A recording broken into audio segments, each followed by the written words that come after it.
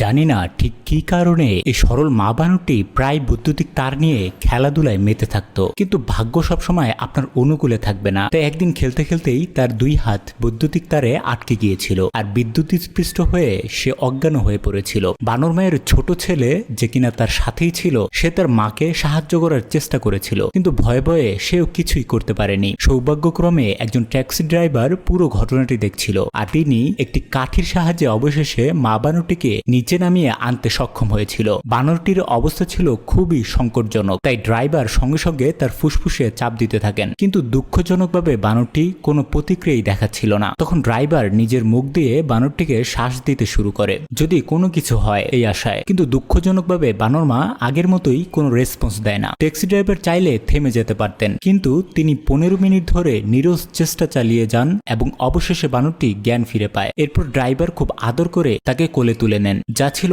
মানবতার একটি অসাধারণ নিদর্শন।